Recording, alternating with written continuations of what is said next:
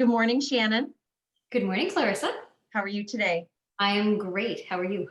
Good, good. I'm so glad that you could join me. You and I met through the Oasis program. You're a mentee in our program, and your business is well, your last name is Terry, so Shannon Terry with Uncovered Research Solutions. And I was really excited when we first got to chat about your business because it's one of those things that we know those types of businesses exist, but we don't really get a chance to chat with the people who do that kind of work. So maybe just let our listeners learn a little bit about what it is that you do at Uncovered Research Solutions. Well, thank you so much for inviting me to talk. I'm what I like to call a single shingle. So it's just me. I am the man behind the curtain, woman behind the curtain, and the woman in front of the curtain. So what I do at Uncovered Research Solutions is I help nonprofits across Canada and I connect them with the wealth that they need to be successful through prospect research. So prospect research being where I research individuals, corporations, and foundations to find wealth for nonprofits. Okay, so if I'm a nonprofit, I come to you Yep. and I say, can you do this work for me? Because let's face it, in the world of trying to find money and grants and things like that, that's a that's quite a significant, role to play. So then I give you, I say, please find me the wealth or the money, and then you do that work for me, and then just pass it on in a report, or Yep, that's exactly what I do. So I don't ask for the money. I'm not a front end fundraiser. I like to do all the work behind the scenes. So say you were a fundraiser and you were working at a nonprofit organization, you could call me and you could say, we're looking at this prospect. It could be a company, it could be an individual, it could be a foundation. We want to learn more about them. And I would create a report basically that tells you everything that you need to know so that you could approach them and say, this is how much we would like to have for our campaign, or this is how we're going to connect to them through linkages. How are we going to get to this wealth? So that you can use it in a lot of different ways, but basically it provides you with all the information you need to approach the prospect and then succeed. So it's pretty fun. okay, I understand.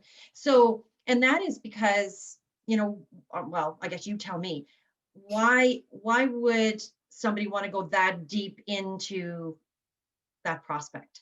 Well, if you think, some people think, oh, this sounds kind of snoopy. Like, you're looking at individuals and you're finding out how much, you're trying to figure out how much wealth they have. It's really tricky in Canada because we have such great privacy laws. In the United States, it's a completely different ballgame.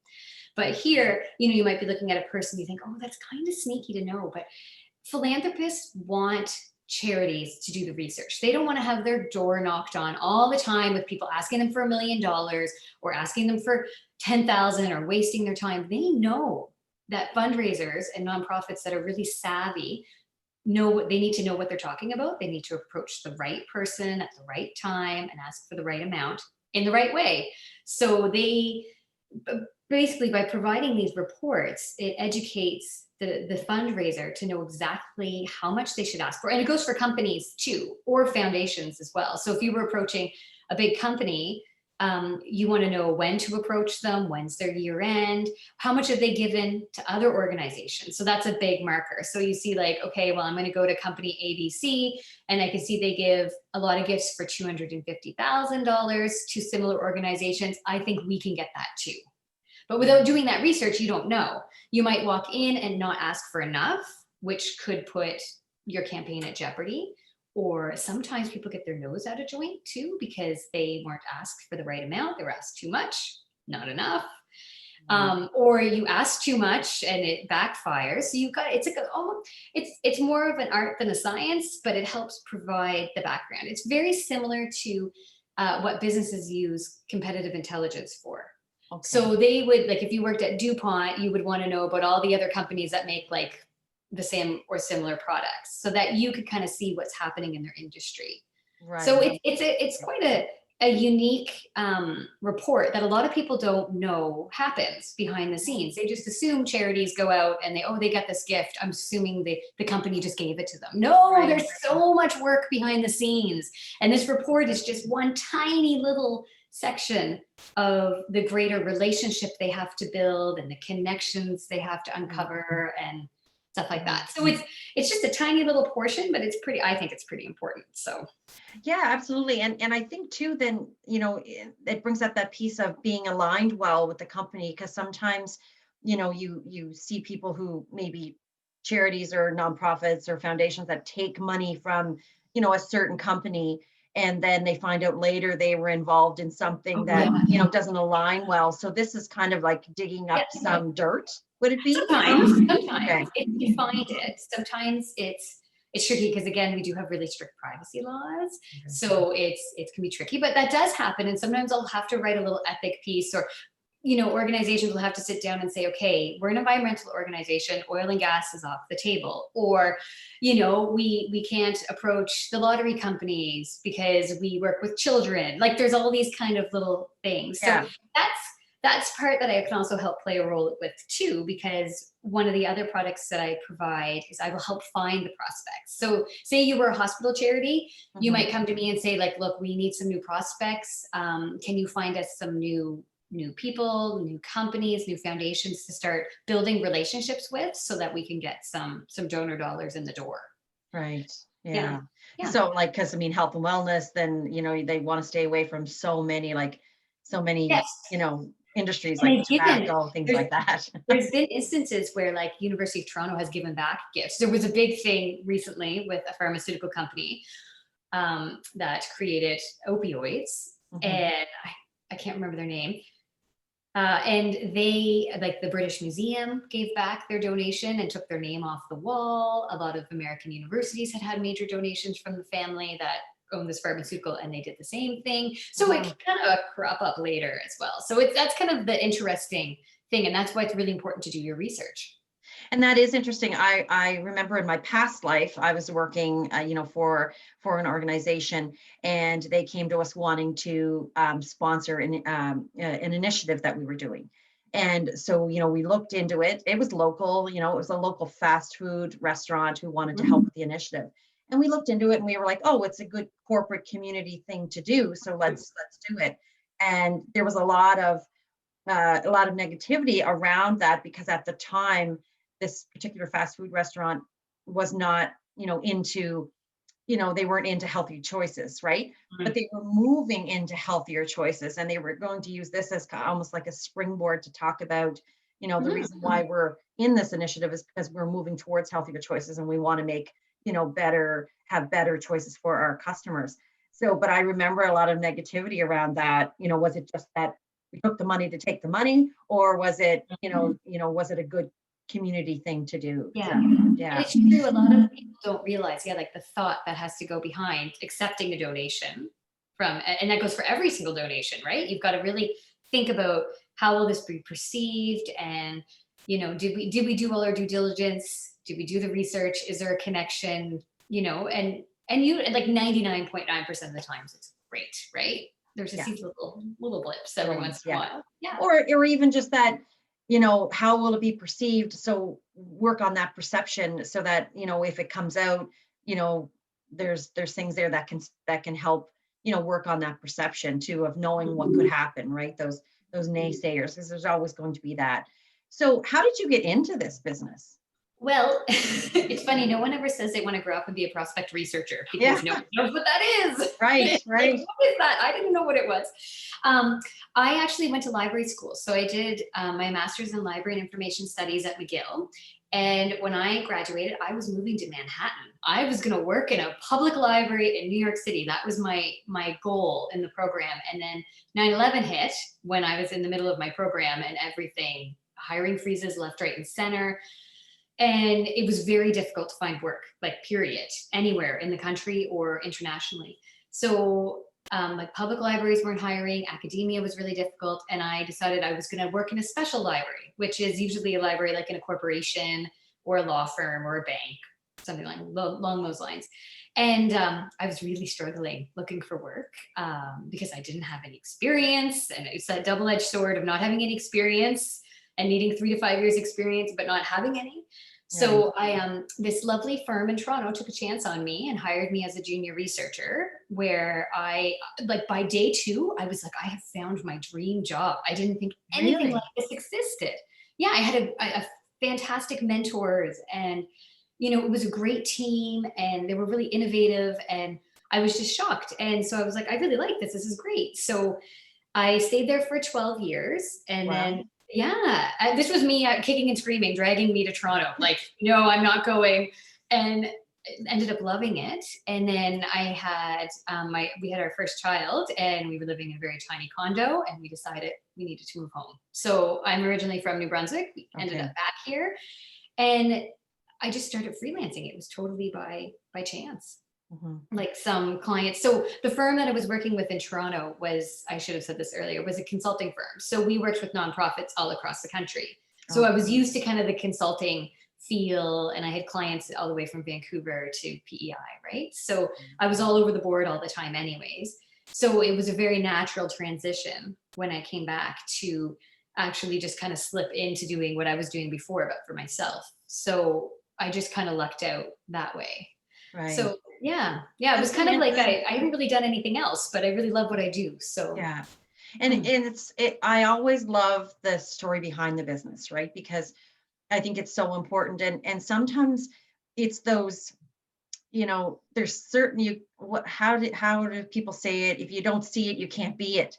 So mm, there's so many careers out there and so many oh, potentials to open businesses. But if we don't know about that particular job, yeah. we wouldn't know that it was needed, right? And no one knows about prospect research because Right. there aren't very many of us out there. Like when I first started, I think there was like maybe 150 of us in Canada. The US was like leaps and bounds ahead of us.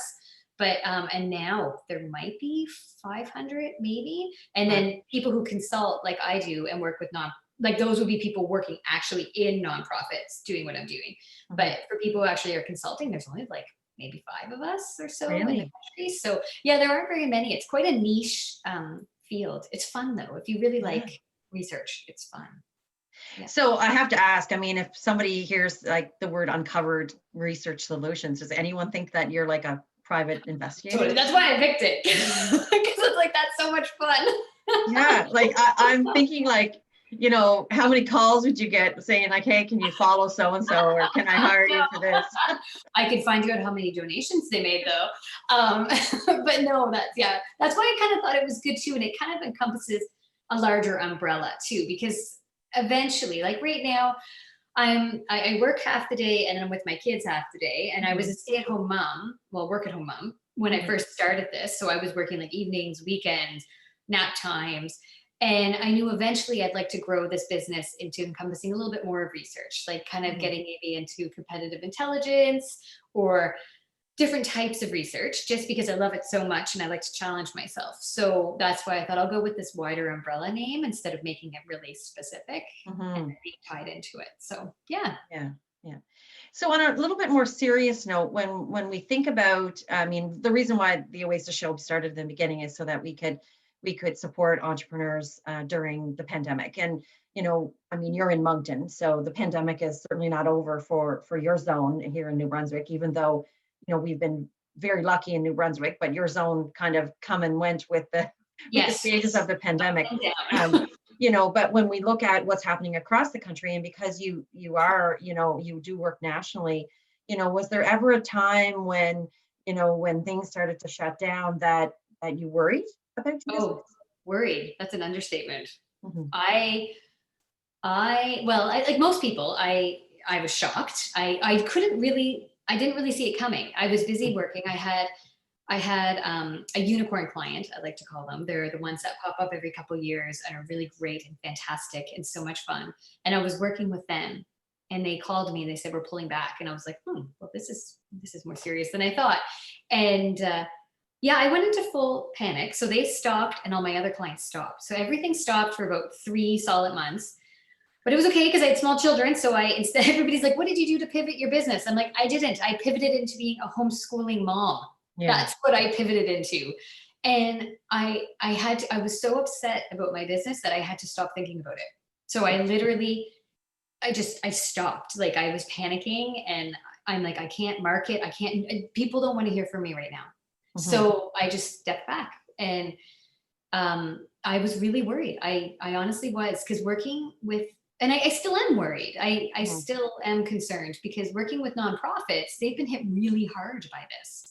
They mhm, have to provide the services, but the donor dollars aren't there, and it's hard to make a big ask for a lot of money over Zoom or over the phone. You have to create those personal relationships, mhm. and and it's like, how is the sector gonna pull out of this? And so, I mean, it's, and also I'm like a budget line too, right? I'm not an employee. And I know of several prospect researchers that have been laid off during this Mhm, time.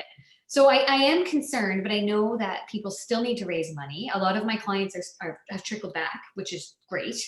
mhm. Um, so they realized that they took this moment to figure out what they needed to do, and now they're starting to come back. But yeah, I at one point I was like, that's it, it's done, I'm done. And then I was like, no, okay, I'm being irrational. Like, Right. everybody was feeling the same way. I just kept saying, why don't I have a government job? I just want a government job. Right. And I But I'm think, back at it now. It's all yeah, good now. yeah. But, and I think too that, I mean, so many small businesses were knocked off their feet. And if you had a product, or a service that you could flip to, e-commerce or flip to, door delivery and things like that. But Mhm. in your case, because Yeah. you relied on others to hire you, and those others were in that panic mode as well, you know there it was hard, like was likely nowhere to pivot to for you. No, I was really thankful that I didn't have any, like, I wasn't selling a widget, and I didn't have, this is terrible because about 2 weeks before the pandemic, I hired my first helper, like my first two kind Mhm, of employees, just to help me through a project. And I think they got a day's work mhm, before I had to let them go. So that was really unfortunate, but I was really happy that I didn't have, like, to pay rent. So I was really counting my lucky stars that I'm like, I right. can just stop and no one will notice until they need me. So I felt grateful that way. But I was still in so much turmoil. Like, it is my identity, and it's what I love. So I didn't want to stop doing what I was doing. So Right. I knew patience. I had to be like everybody else and just wait. And it came back. So I'm good. Yeah. Well, that's good. So how can people reach out to you? And is it as simple as saying, oh, I might like to talk to you, or is there a process, or No, you can just call how? me. I'm Okay. around every morning. I have a website, which is Okay. uncoveredresearchsolutions.com. And on there, you can just find out a little bit more about what I do and the services I offer, and examples about how I can help your fundraising team save money and get more donor dollars in the door, and so on and so forth. So it's really simple. People just call me up all the time and they'll say, I just need a profile on this person. And I Mhm. just rip it off and I send it to them, and it's all good. Yeah. Yeah. Awesome. Well, thank you so much. I wish you the best of luck. I'm so glad you took the time to tell me. I think it's, like I said, it's one of those businesses that is, we've just uncovered, because a lot of people might not have realized that this is No. an actual job, let alone, that you've made a business around it. So I Yeah. so much appreciate your time. I'm so glad to have you as part of the Oasis program, and I wish you all the best with your business. Thank you so much for having me on. I love talking about my work, and maybe someone someday will hear this and think I want to be a prospect researcher too. Maybe that's right. Have a good day. Thanks. Bye. Bye.